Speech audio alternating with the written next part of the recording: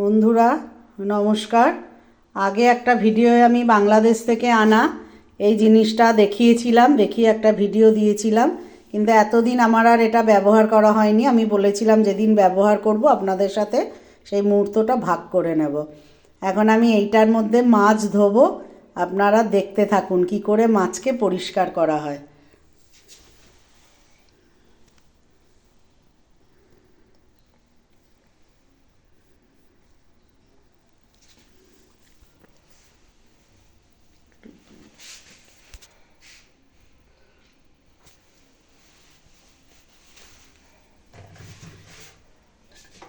এইভাবে মাছটা নিয়ে এর গাটা এতটাই ধার যে এরকমভাবে ঘষলেই মাছের এক্সট্রা আঁশগুলোও চলে যায় আর মাছ সুন্দর সাদাও হয়ে যায়।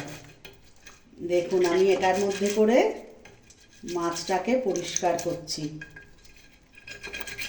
এবার থেকে আমার আর এইসব মাছ ধোয়ার জন্য, ছোট মাছ এইসব ধরনের মাছ যেসব মাছেতে খুব আঁশ লেগে থাকে, এই দেখুন মাছেতে কেমন আঁশ বেরোচ্ছে, দেখুন ঘষতেই, আর কালারও দেখুন কেমন চেঞ্জ হয়ে যাচ্ছে, সাদা হয়ে যাচ্ছে।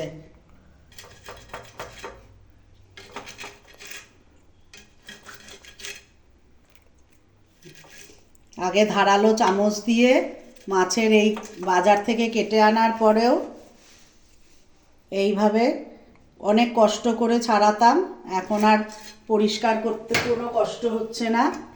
এখন এইভাবে এক একটা মাছ ধরছি আর পরিষ্কার করে ফেলছি ঘষে।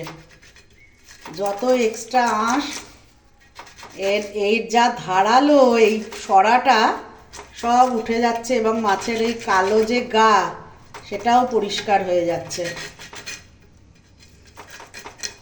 আমি বলেছিলাম যেদিন আমি করব মাছ ধোয়াবো আপনাদেরকে দেখাবো। দেখুন একটা আঁশও আর এক্সট্রা নেই, দেখুন সব উঠে আসছে।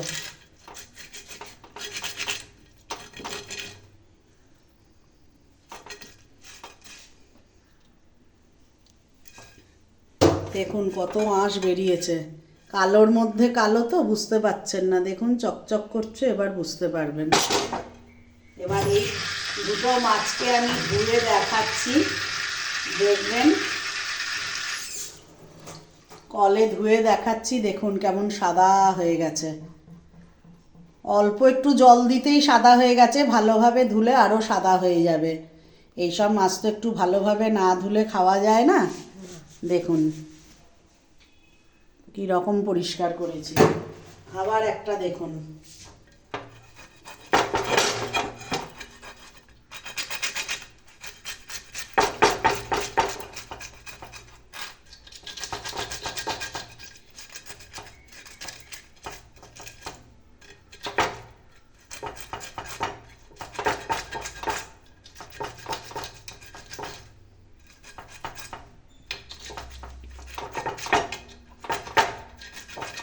মাছের পিঠের দিকে, তারপরে বিশেষ করে এই কই মাছ টই মাছের এইখানে যে কাঁটাটা থাকে তার পাশে অনেক আঁশ থাকে।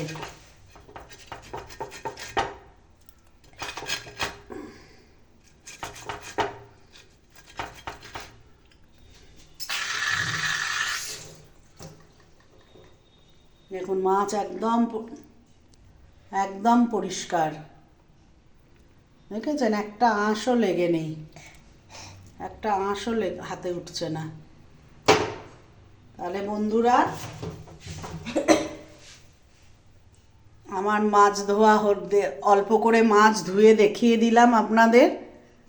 আমার এই জিনিসটা কত প্রয়োজনীয় জিনিস এবং একটা ভালোবাসার জিনিস,